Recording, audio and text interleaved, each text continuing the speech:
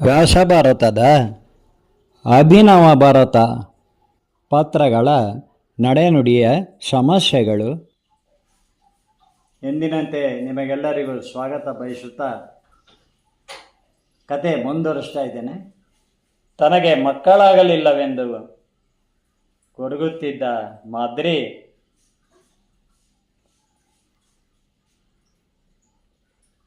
ಕುಂತಿಯ ಹತ್ತಿರ ಇನ್ನೂ 2 ಮಂತ್ರಗಳಿವೆ, ಹೇಳಿ ಅವರಿಗೆ, ನನಗೂ ಮಂತ್ರ ಹೇಳಿಕೊಡಲು ಕುಂತಿಗೆ ಎಂದು ಪಾಂಡುರಾಜನನ್ನು ಕೇಳಿದ್ದಾಳೆ.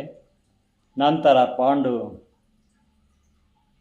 ನಾನು ಹೇಳುತ್ತೇನೆ ಕುಂತಿಗೆ ಎಂದು ಸಮಾಧಾನ ಪಡಿಸಿ, ನಂತರ ಪಾಂಡು ಕುಂತಿಗೆ, ಮಾದ್ರಿಗೆ ಮಕ್ಕಳಾಗಲಿಲ್ಲವೆಂಬ ಚಿಂತೆ ನೀನು ಮನಸ್ಸು ಮಾಡಿ ಆಕೆಗೂ ಮಂತ್ರ ಜಪಿಸುವುದನ್ನು ಹೇಳಿಕೊಡು ಕುಂತಿ, ಹೇಳಿಕೊಡು ಕುಂತಿ, ಅವಳಿಗೂ ಸಂತಾನ ಪ್ರಾಪ್ತಿಯಾದರೆ ನಮಗೂ ಸಂತೋಷವೇ ತಾನೆ ಎಂದಿದ್ದಾನೆ. ನನಗೂ ಮಾದ್ರಿಯ ಧರ್ಮ ಸಂಕಟ ಅರ್ಥವಾಗಿದೆ ದೊರೆ, ನಾನು ಅವಳಿಗೆ ಮಂತ್ರ ಜಪಿಸುವ ವಿಧಾನ ಖಂಡಿತವಾಗಿ ತಿಳಿಸಿ ಹೇಳುವೆನು ಎಂದಿದ್ದಾಳೆ ಸಾಧ್ವಿ ಕುಂತಿ.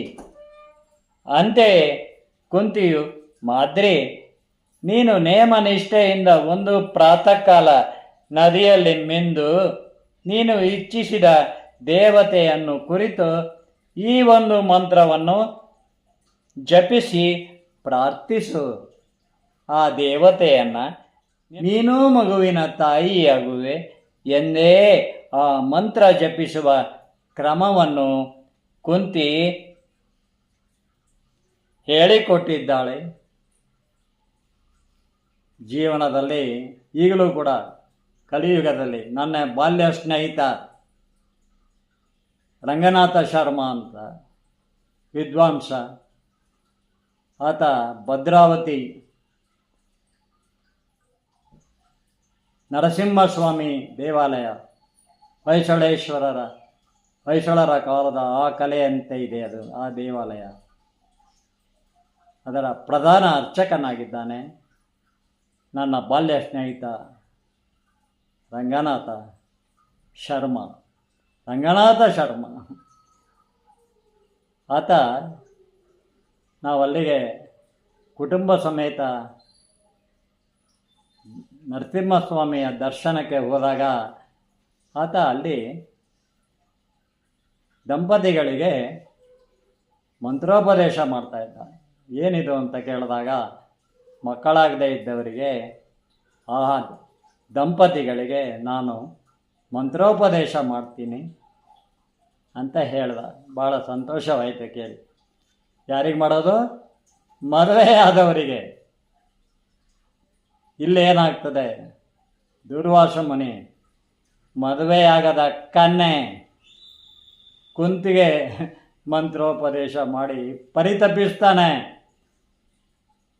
ಅದು ಮುಂದೆ ಬರ್ತದೆ, ಹೇಳ್ತೇನೆ.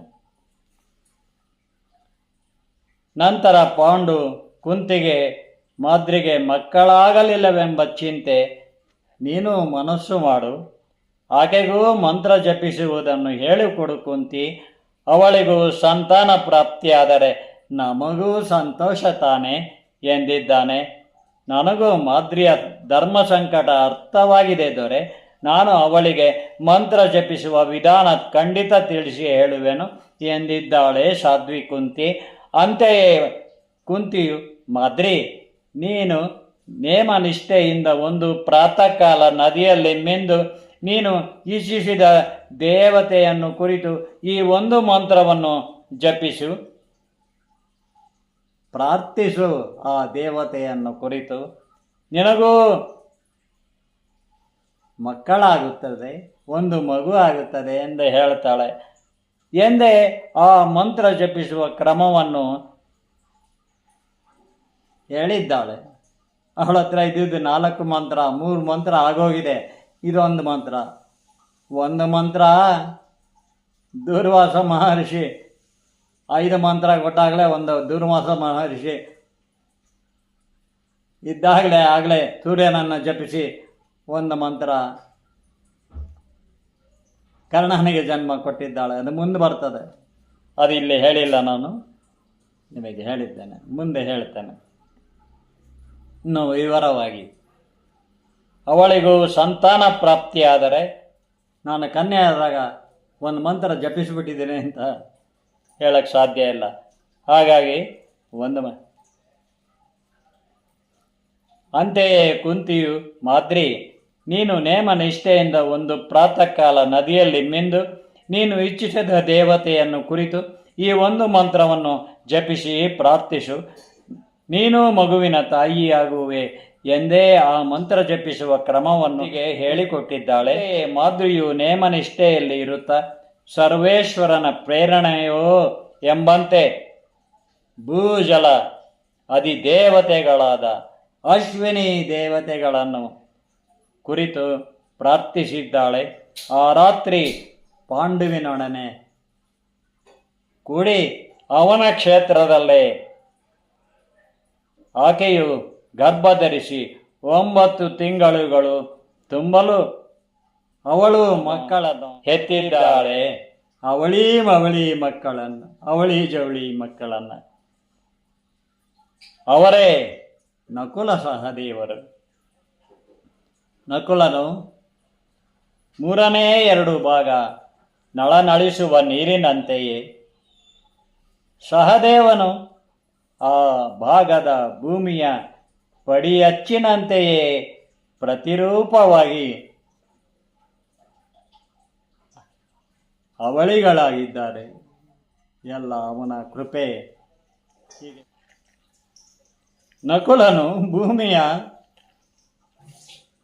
3/2 ಭಾಗ ನಳನಳಿಸುವ ನೀರಿನಂತೆಯೇ, ಸಹದೇವನು ಆ ಭಾಗದ ಭೂಮಿಯ ಪಡಿಯಚ್ಚಿನಂತೆ ಭೂಮಿಯನ್ನು ಪ್ರತಿನಿಧಿಸ್ತಾನೆ ಸಹದೇವ. ನಕುಲ ನೀರನ್ನು, 2 ಭಾಗ ನೀರು 1 ಭಾಗ ಭೂಮಿ. ತ್ರಿಗುಣಾತ್ಮಕ ಪ್ರಪಂಚ ಅಲ್ಲೂ ಕೂಡ. ಹಾಗಾಗಿ ಶತಶೃಂಗದಲ್ಲಿ ಪಾಂಡುವಿಗೆ ಅವನ ಕ್ಷೇತ್ರದಲ್ಲೇ ಕುಂತಿ, ಮಾದ್ರಿ ಇಬ್ಬರಿಂದ 5 ಗಂಡು ಮಕ್ಕಳಾಗಿದ್ದಾರೆ. ಪಾಂಡು ಕುಂತಿಗೆ ಇನ್ನೊಂದು ಮಂತ್ರವಿದೆಯಲ್ಲ ಜಪಿಸೆಂದು ಹೇಳಲು ಕುಂತಿಯು, ಆರ್ಯ, ನಮಗೆ 5 ಮಕ್ಕಳಾದವು. ಇವರು ಧರ್ಮನಿರತರಾಗಿ ಹೆಸರು ತರುವ ಮಕ್ಕಳಾಗಿ ಬೆಳೆದರೆ ಸಾಕಲ್ಲವೇ ಎಂದಾಗ ಪಾಂಡು ಮೌನೇ ಆಗಿದ್ದಾನೆ. ಅದಾಗಲೇ ಕುಂತಿ ಕನ್ಯೆಯಾದಾಗಲೇ ಒಂದು ಮಗುವಿಗೆ ಸೂರ್ಯನನ್ನು ಕುರಿತು ಮಂತ್ರ ಜಪಿಸಿದ್ದಾಳಲ್ಲ. ಆಗ ಸೂರ್ಯನ ಅಂತರ್ಯಾಮಿತ್ವ ಪ್ರಭಾವದಿಂದ ಅವಳು ಗರ್ಭಧರಿಸಿ 9 ತಿಂಗಳಾಗಲು ಗಂಡು ಮಗು ಹುಟ್ಟಿದುದು. ಆ ಮಂತ್ರವೂ ಸೇರಿ ಇಂದಿಗೆ 5 ಮಂತ್ರಗಳಾಗಿದ್ದವಲ್ಲ. ಅದನ್ನು ವಿವರವಾಗಿ ಮುಂದೆ ದುರ್ವಾಸಾತೀತೆ ಬರ್ತದೆ, ಆಗ ಹೇಳ್ತೇನೆ. ಅದನ್ನೆಂತೂ ಹೇಳಿಯಾಳು.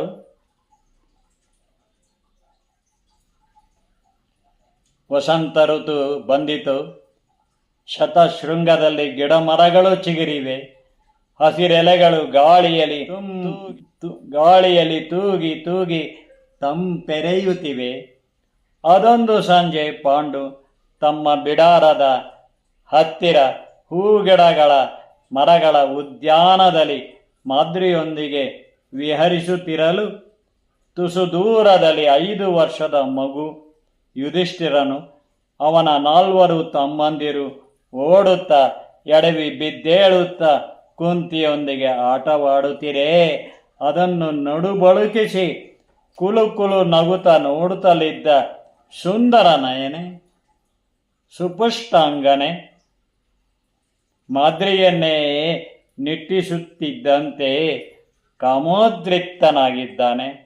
ತಟ್ಟನೆ ಅವಳನ್ನು ಬಾಚಿ ಬರಸೆಳೆದು ಬಿಗಿದಪ್ಪಿಕೊಳ್ಳುತ್ತಿದ್ದಂತೆಯೇ ಅವಳದೆಷ್ಟು ಕೊಸರಿಕೊಳ್ಳಲು ಯತ್ನಿಸಿದರು ಪಾಂಡು ಬಿಡದೆ ಅವಳನ್ನು ಎದೆಗೆ ತಬ್ಬಿಕೊಂಡೇ ಹೆಜ್ಜೆ ಇಡುತ್ತಾ ಸಾಗಿ ಬಿಡಾರದೊಳಗಿನ ಏಕಾಂತ ಕೋಣೆಗೆ ಬಂದು ಅವಳನ್ನು ಪಲ್ಲಂಕದ ಮೇಲೆ ಮಲಗಿಸಿದ್ದಾನೆ.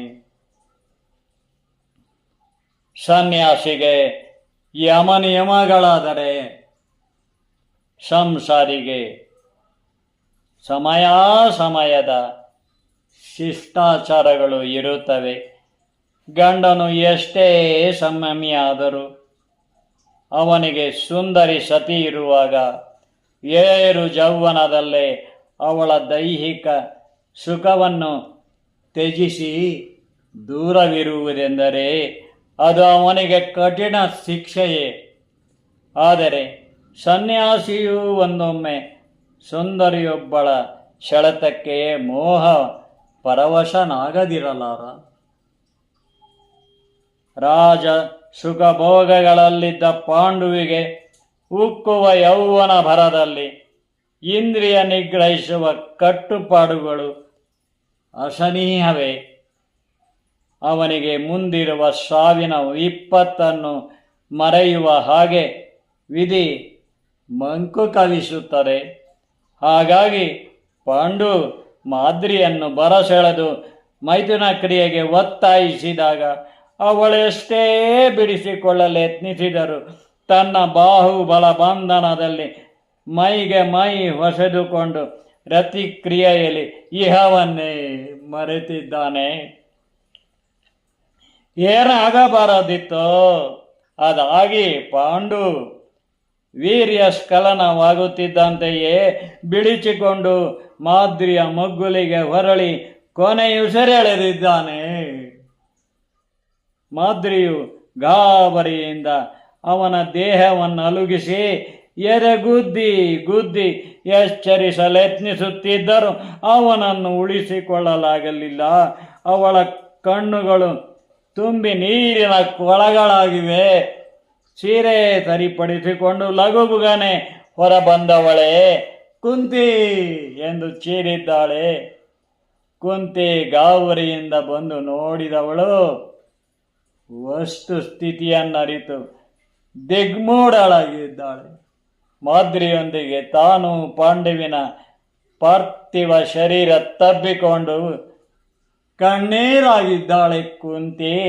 ಮಾದ್ರಿ ಪಾಂಡುವಿಗೆ ಮೃಗಶಾಪವೆಂದು ತಿಳಿದಿದ್ದರು. ಅದನ್ನು ಮೀರಿ ನಡೆಯುವ ಹಾಗೆ ನೀನೇಕೆ ಅವರನ್ನು ಹತ್ತಿರಕ್ಕೆ ಬಿಟ್ಟುಕೊಂಡೆ? ಕನಲಿ ಕೇಳಿದಳಕ್ಕೆ. ಕುಂತಿ, ನಾನು ಎಷ್ಟೇ ಕೊಸರಿ ಬಿಡಿಸಿಕೊಳ್ಳಲು ಯತ್ನಿಸಿದರು ಅವರ ಬಿಗಿ ಹಿಡಿತದಿಂದ ಹೊರಬರಲಾಗಲಿಲ್ಲ. ಅಯ್ಯೋ, ನಾನೇ ಅವರಿಗೆ ಸಾವಿಗೆ ಕಾರಣನಾದನೇ ಎಂದು ಮಾದ್ರಿ ಕುಸಿದು ಕುಳಿತು ಹಣೆ ಗಟ್ಟಿಸಿಕೊಳ್ಳುತ್ತಿರಲು ಕುಂತಿ ತಡೆದಿದ್ದಾಳೆ. ಮತ್ತೇನಾದ್ರು ಮಾಡ್ಕೊತಾಳ ಅಂತ. ಆದರೆ ಮುಂದಾದದ್ದೇನು? ಮಾದ್ರಿ, ನಮಗೆ 5 ಮಕ್ಕಳಾದರೂ ಅವುಗಳ ಆಟ ಪಾಠಗಳಲ್ಲಿ ಸಹಜವಾದ ನರಿವಿನ ನಗೆಯಿಲ್ಲದ ನಮ್ಮ ಪಾಂಡುರಾಜನ ಮಂಕು ಕವಿದ ಮುಖದಲ್ಲಿ ಗೆಲುವೆಂಬುದೇ ಇರಲಿಲ್ಲ. ಸಾವಿಗೆ ಮುಂಚೆ ಕೆಲವು ಕ್ಷಣಗಳಾದರೂ ಅವನ ಮುಖವು ಜೀವಕಳೆ ತುಂಬಿದುದನ್ನು ನಾನೂ ಕಂಡೆ. ಖುಷಿಯಾದೆವಲ್ಲ ನಾವಿಬ್ಬರು ಎಂದೇ ಮಾದ್ರಿಯನ್ನು ಸಾಂತ್ವನಗೊಳಿಸಲು ಯತ್ನಿಸಿದ್ದಾಳೆ ಕುಂತಿ. ಕುಂತಿ, ಅವರ ಸಾವಿಗೆ ಕಾರಣಲಾದ ನಾನು ಅವರೊಂದಿಗೆ ಚಿತೆಯೇರಿ ಅಗ್ನಿ ಪ್ರವೇಶ ಮಾಡುವೆನು. ಮಾದ್ರಿ ಎಂದಾಗ ಕುಂತಿಯು ಇದೆ, ನಾನೂ ನಿನ್ನೊಂದಿಗೆ ಬರುವೆನು ಮಾದ್ರಿ. ಅವರೇ ಇಲ್ಲದ ಮೇಲೆ ಇನ್ನೇಕೆ ನಾನು ಇಲ್ಲಿರಲಿ ಎಂದು ಗದ್ಗದಿತಳಾಗಿದ್ದಾಳೆ ಕುಂತಿ. ಬೇಡ ಕುಂತಿ, ನೀನು ಬದುಕಿರಬೇಕು. ನನಗಿಂತ ನೀನೇ ಮಕ್ಕಳನ್ನು ಚೆನ್ನಾಗಿ ನೋಡಿಕೊಳ್ಳುವೆ. ಅವರನ್ನು ಅಕ್ಕರೆಯಿಂದ ಸಾಕಿ ಸಲಹು ಭಾರ್ಯ ರೂಪವತಿ ಶತ್ರು ಎಂಬಂತೆ ಪಾಂಡುವಿನ ಸಾವಿಗೆ ಈ ಸುಂದರ ದೇಹ ಕಾರಣವಾಯಿತಲ್ಲ. ಈ ದೇಹವನ್ನು ಅವರ ಚಿತೆಗೆ ಅರ್ಪಿಸಿಕೊಳ್ಳುವೆನು, ಅವರೊಂದಿಗೆ ಪರಲೋಕ ಸೇರುವೆನು. ಕುಂತಿ, ನೀನು ಮಕ್ಕಳಿಗೆ ಮಮತೆಯ ತಾಯಿಯಾಗಿರು ಕುಂತಿ ಎಂದಿದ್ದಾಳೆ ಮಾದ್ರಿ.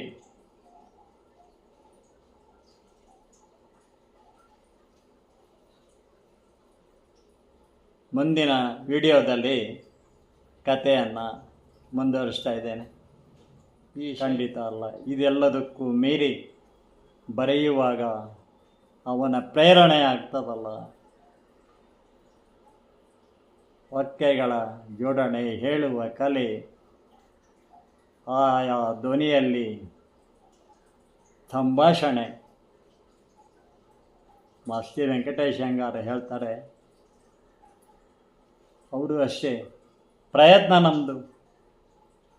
ಯಾವಾಗಲೂ 3 ನಾಮ ಹಾಕ್ತಾಯಿದ್ದೆ, ಎಲ್ಲ ಆ ದೇವರ ಕೃಪೆ ಅಂತ. ಎಚ್.ಎಸ್. ವೆಂಕಟೇಶ ಮೂರ್ತಿ ಕೂಡ ಅದೇ ರೀತಿ ಹೇಳ್ತಾರೆ. ಆಮೇಲೆ ಪವಾಡ ಇರಬೇಕು, ಮಿರಾಕಲ್. ಗೇಬ್ರಿಯಲ್ ಗಾರ್ಸಿಯೋ ಮಾರ್ಕೆಸ್ ಎನ್ನುವ ಆಂಗ್ಲ ಲೇಖಕ ಹೇಳ್ತಾನೆ, ಮಿರಾಕಲ್ ಇನ್ ರೋಮ್ ಅಂತ ಒಂದು ಎಪಿಕ್ ಪುರಾಣವನ್ನು ಬರೆದಿದ್ದಾನೆ ಇಂಗ್ಲೀಷಿನಲ್ಲಿ. ಅದು ಆ ಕಾಲದಲ್ಲಿ ಚಲನಚಿತ್ರ ಆಗಿದೆ, ಫಿಲಮ್ ಆಗಿದೆ. ಪುರಾಣವನ್ನು ಭಂಜಕ ಮಾಡೋದು ಅಥವಾ ಅದನ್ನು ಬಿಟ್ಬಿಡೋದು, ದೇವರಿಲ್ಲ, ಕೃಷ್ಣ ದೇವರಲ್ಲ ಅನ್ನೋದು ಪೂರ್ವಾಗ್ರಹ ಪೀಡಿತ. ಇದು ಪ್ರಗತಿ ಪರವೇ, ದುರ್ಗತಿ ಪರವೇ ಅನುಗ್ರಹ ಇರಲಿ. ಮುಂದಿನ ವಿಡಿಯೋದಲ್ಲಿ ಮತ್ತೆ ಭೇಟಿಯಾಗೋಣ. ಯತ್ರ ಯೋಗೇಶ್ವರ ಕೃಷ್ಣ